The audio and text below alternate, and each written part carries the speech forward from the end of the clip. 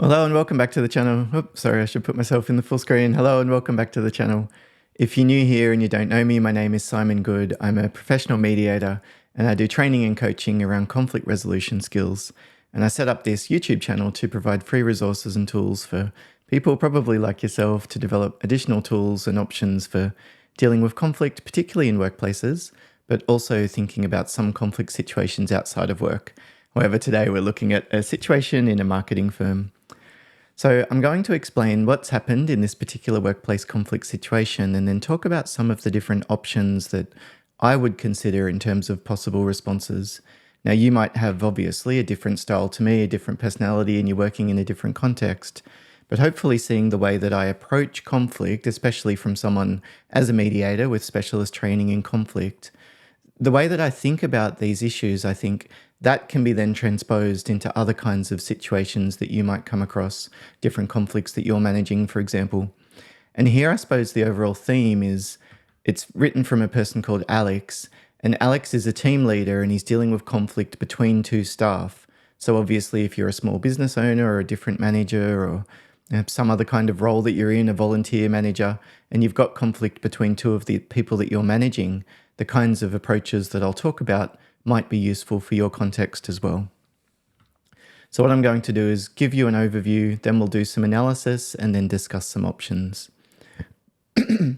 Excuse me. So we've got a team leader in a marketing firm. Alex has noticed growing tension between two team members, Mia and James. Both are integral to the team. Mia excels at creative brainstorming, while James is detail-oriented and oversees project execution. When I'm doing conflict resolution training workshops, I sometimes talk about a personality tool called insight discovery. It's one of the ways that we can understand the variations in different types of people that we might come across, I guess. I don't tend to use it in too much of a diagnostic way, if you know what I mean, like this person's a red or I'm clearly dealing with a green here. But it does break people into the four colors, the red, green, yellow, and blue. And from the description here, it sounds like Mia might be a yellow. So that would be somebody who really values collaboration and makes decisions spontaneously and operates in more of an open-ended kind of way.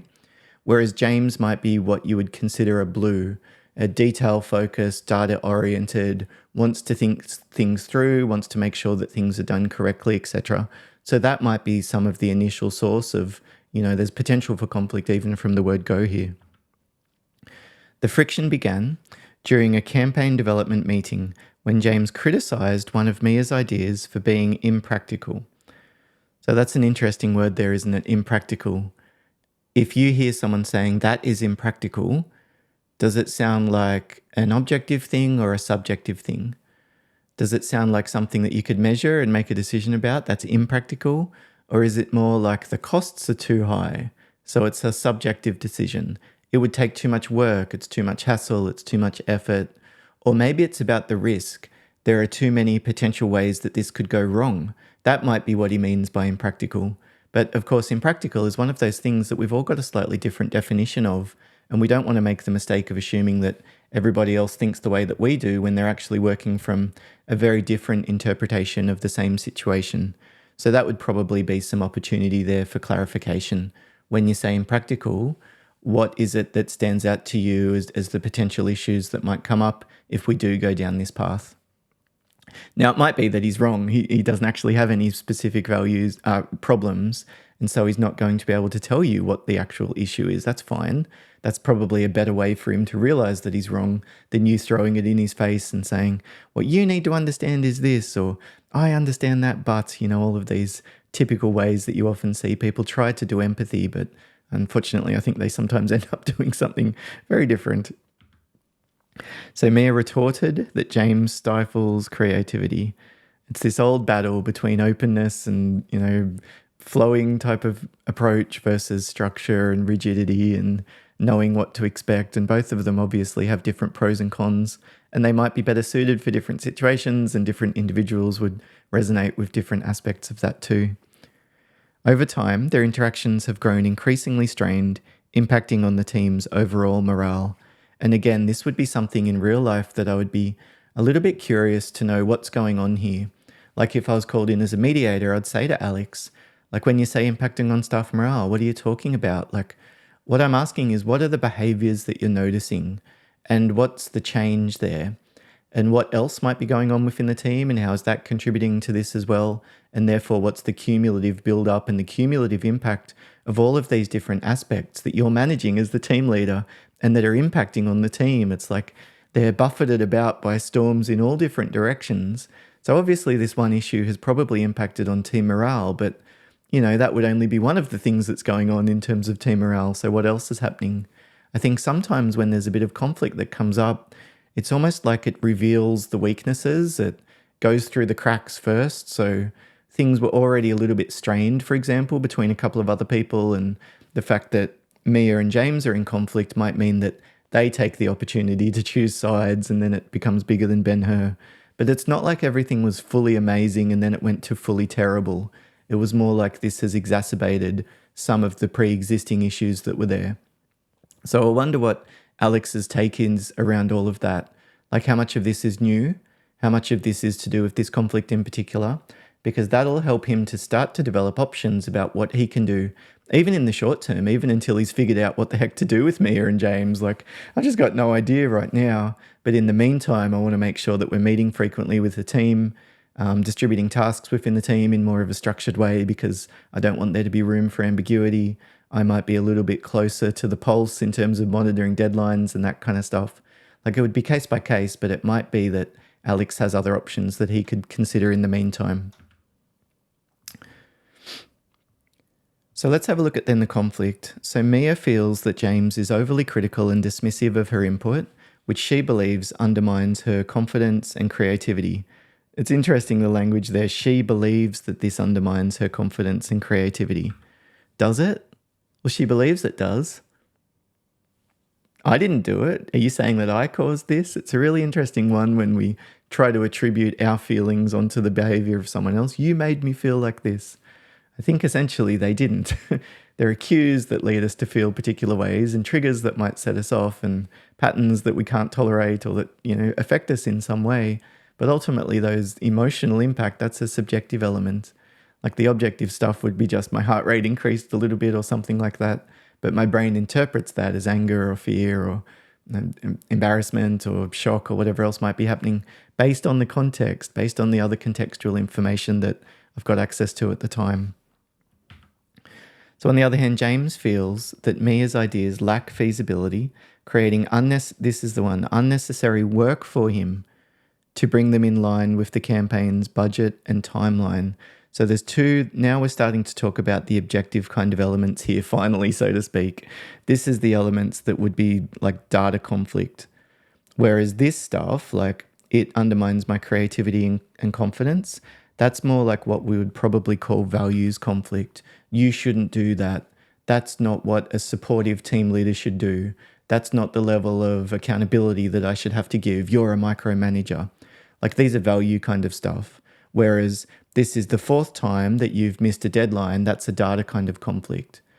So we've got data and value. Interest conflict would be what they both want. So I wonder what jumps out to you. What do you think Mia and James both want in this situation? Mia obviously wants some level of autonomy, I guess. She wants to be able to make decisions, but why? Like, is she gunning for a promotion? Or does she feel like she wants to develop a portfolio? Does she want to stand out as a creative spark? Does she want the esteem from other people around them? The yellow kind of personality really do crave admiration, so it's possible that's what's going on for her. But that would be something for Alex to think about. What does Mia want? And then the same would be true for James. Obviously, there's a few hints there. It creates unnecessary work. So probably for him, he wants not to have to do this. But there might be other elements that he wants as well. And it might be even that you could negotiate with him around just interest conflict. So I'm not saying you're wrong, and let's leave aside that issue of, you and Mia and your different perspectives around deadlines. If I were to give you maybe a couple of days off just to reset, or maybe I could allocate that she could report to somebody else instead of yourself, then would that mean that you'd be able to at least develop a working relationship with her that you could tolerate, given the fact that you wouldn't have to have as much to do with her in a day-to-day kind of sense? Like if he's just annoyed by her, maybe I can just negotiate putting her to someone else. That would be an example of structural conflict, I guess. like who reports to who and how a decision's made and all of that kind of stuff. And then finally, we've got the relationship conflict. So we've got value, data, interest is this one around autonomy and, I want to avoid the interest conflict and all this kind of stuff. So I've written that so messily, I'll change that interest. I'm experimenting doing these YouTube videos in a slightly different way with the handwritten notes and all of that kind of stuff. So please let me know how it resonates with you and do you find it helpful? And, I think it's more interesting seeing the visual aspects on the screen. But to be honest, I could probably just talk off the top of my head and not spend as much time doing the preparation and not get myself into so many embarrassing situations where I'm misspelling the word interest in front of, who knows how many of dozens of people might watch this. Eventually it will be hundreds and thousands, but certainly not the case at the moment. So both have started avoiding direct communication, choosing instead to voice their frustrations to Alex or other colleagues, which has led to a toxic atmosphere. It really does spread, doesn't it? When you've got this kind of conflict going on within two of the people in a team, it has this corrosive element on aspects like trust and goodwill and a sense of belonging and a sense of engagement. So it's not surprising that there's been quite a bit of fallout that Alex needs to manage here. So what are his challenges? Like in the situation that Alex is in, what is he dealing with? Well, first, I think he needs to find a way to preserve team dynamics overall. Then I think he probably needs to think through some options for encouraging collaboration between Mia and James themselves, like the two of them. How are the two of them going to be able to develop an effective working relationship? They don't need to be friends, but how can they develop a relationship that's effective? It's professional, it's respectful, like all of those adjectives are fine, but of course we've all got a different interpretation of what they involve. But what is actually needed for the two of them to work together moving forward? Like, what's the bare minimum? Just between Mia and James, I'm talking about here, whereas the first goal might be more to do with the overall team. And then finally, as Alex intervenes in this, however he decides to, I suppose to some element, he probably wants to remain impartial. Like that's about the perception of being impartial, the perception of bias. It's fine for Alex to say, I'm not biased, I'm fair, I'm not taking sides. But what he's really aiming for, I think, is that they feel like he's not taking sides, if you know what I mean. Or actually, if he had to justify it, that he could show that he hadn't taken sides. So for me, I think there's a couple of ways that we can go about dealing with these different goals or focuses of areas of focus, I guess. First, I think Alex could probably consider meeting with both parties. I don't know if this is something that you would consider or not in your situation. I'd probably meet them both separately first, but I didn't write that because I wasn't exactly sure. In some situations, I might actually meet them together. And there's two goals there. I want to analyse what's going on. Like, what's your take on the situation? What are the facts? Like, I want to know specifically, has anyone breached the codes of conduct or done something that I think should warrant a performance management process or something? Like, that's there. But my other goal is as an intervention. And what I'm aiming for here is empathy. I ideally want to meet them and give them both the sense of being heard, of being understood, of being acknowledged. So I don't necessarily go into that kind of a meeting needing to draw a conclusion, if you know what I mean. And I would use phrases like from where you sit and from how you see things and from your perspective, this is your take on the situation. This is a part of number 4 there. Attributions when acknowledging, like from where you sit, this is your take on it. Mia, based on what James has said there, is there any information that's new or was there some of this that you were already familiar with? Or James, it sounds like from your perspective, you've found like Mia has really created unnecessary work. And at least from where you sit, this is something that should have changed 6 months ago. Mia, you've got a different take on things. It sounds like from your background, this is actually something that's quite unique in a marketing firm. Some of the other places that you've worked have been much more unstructured. And it sounds like that's had some real benefits for you in terms of feeling like you're able to exercise your creativity more freely. Have I got that right? So I'm, as much as possible, really listening, like really summarizing what they've both said to me, but it's from your perspective, from where you sit, from how you see things, that kind of thing. And then the other aspect of impartiality, just while we're talking on that topic, is the process overall. I would want to balance the time that I spend with both of them, If they're in a mediation session, I would ask one person a question, then I would give the other person a chance to respond. If they asked to touch base with me privately in the break, I would touch base with one, then I would touch base with the other. And again, this is about the perception of fairness. It's not that you think this is needed, it's that we just want to make sure that we're covering our bases in terms of the way that they feel going through the process, as well as the actual content of the process itself. Now, number 2 there, these restorative justice questions. This is something that I came across. I was watching a talk a long time ago, like probably nearly 20 years ago now, by a guy called Terry O'Connell. I'm not even sure if he's still alive or not. He was a police officer who did a lot of restorative justice kind of work in, I think it was Wagga Wagga or somewhere like that in Western, like in the outback, so to speak, in Australia. And he was dealing with situations where there'd been really significant violent crimes committed, where maybe a family member's loved one had been killed, like a teenage girl had been abducted. And, you can imagine some of the stories that would come out as to what happened. And he was meeting with the perpetrator and their family and the victims' families in a lot of situations. And he would always talk about 4 particular questions as part of this restorative justice process. What happened? What were you thinking at the time? What have you been thinking about since? And what needs to happen to make it right? What happened? What were you thinking at the time?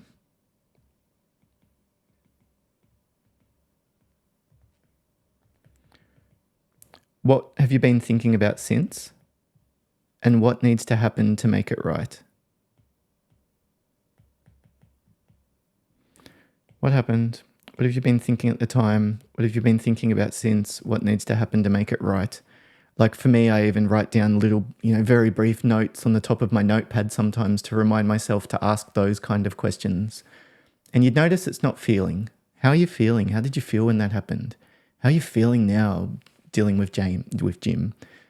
I mean, that type of stuff, it's like, I just feel like whatever. It's just usually not very productive kind of conversation that comes up. Whereas thinking, what were you thinking at the time? I was thinking that Jim didn't trust me, or I was thinking that I don't trust him, or I was thinking that how could this happen? I don't even know him at all. Or I was thinking, God, if they're not going to protect me with this, what happens if a more significant issue comes up? Like in my mind, it's often a much more tangible way of capturing what the person is actually concerned about. So I really like that question, what were you thinking at the time? The irony is they almost always talk about what they're feeling, but that's fine. Whereas I think if you phrase the question as what were you feeling, you often get complaints and, problem-focused talk, so to speak. Whereas the what were you thinking at the time, at least there's some flesh on the bone that you can use then for shifting the focus towards the solution. Like we've all got a different style on this, and I'd love to hear your input if you'd be willing to maybe leave a comment and let me know what you reckon about all of that. What have you been thinking about since too? I think this is a really nice way of separating what were you thinking back then and what's still sitting there for you. And again, this is quite helpful, I think, clues about what we can use to move the conversation forward. And then, of course, that last one, what needs to happen to make it right? What a great question. I'm sorry, next time I'll remember to put those on a slide or something so I'm not scrolling so messily on the bottom of the handwritten notes. So the third point there, and the last one that I haven't touched on, is this thing called Grow Coaching. Now, I have an MBA and I've done a lot of different leadership training courses and formal and informal and a lot of my own independent research. This Grow model of coaching is one of the most useful leadership tools that I've come across. It's an acronym that stands for Goals, Reality, Options, and Way Forward. And there's a few different YouTube videos on my channel and episodes on my podcast, Conflict Skills, that I talk about this Grow model of coaching because I find it so helpful. So the idea here is that we would ask Mia and Jim, was it Mia and Jim? James. We would ask Mia and James these following 4 categories of question. The goal questions that we could ask would be things like, how would you like things to be between you and Mia? Or I know you've got different perspectives around all of this, so realistically, what would it look like if the two of you were able to get on the same page moving forward? What kind of structure and what would you need to see from James? And what would you be prepared to do in response if you were starting to get some of those positive indicators that it was going to be a little bit more give and take as opposed to a fully one-sided street or whatever the thing is that they'd been complaining about? So a goal is how would you like things to be, or how do things need to be? The reality questions are about where are things at the moment? Like, which issues are you getting stuck on? What kind of projects is it where you're running into this type of conflict? When you find that this issue comes up, what do you do? Like, how does James flag it with you? Is that helpful, or are there other options that might work better in terms of notifying you that there's a potential problem that's on the cards, so to speak?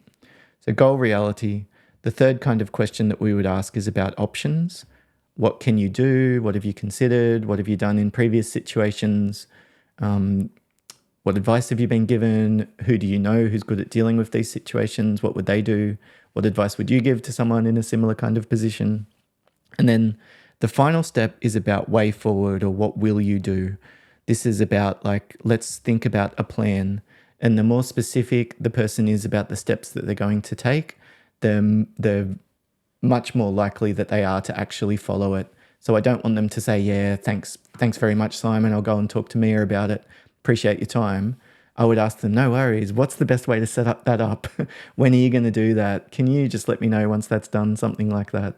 What if she's not responsive when you go to raise it with her? Do you think it would be better to do it in person or on the phone? Like, what do you think would work best? I'm really helping them flesh out that plan and think through preemptively even some of the problems that might come up as well, and maybe do a bit of problem solving so that they don't walk out with the plan and then the first sign of problems, it all goes pear-shaped and they're back knocking on the office door saying, well, that didn't work. Thanks a lot, mate. Bloody last time I listened to you, Simon, that was terrible advice. It's one of the best things about the Grow coaching model is that they are the one that comes up with the plan. So it inherently starts to build in a higher sense of responsibility as well, I think, in the people that you're coaching. Well, thank you very much for listening. Was that helpful for you, looking at Mia and James and the different conflict that's going on between them? Have you dealt with a similar kind of situation? I'd really love to know, what did you find helpful then? What kind of approaches did you focus on? Maybe there were particular mistakes that you made that didn't work, and so your advice would be, don't do this no matter what the cost, kind of thing. But I'd love to hear from you, and if it was useful, the best way that you can support the channel is just leave a little comment and leave a positive review. And if you'd like more tools and resources for dealing with conflict similar to this, but in other videos I just do more of a training workshop, training seminar type of thing, please consider pressing subscribe. Thank you very much. All the best managing the conflict situations that you're dealing with over the next week or two. Bye for now.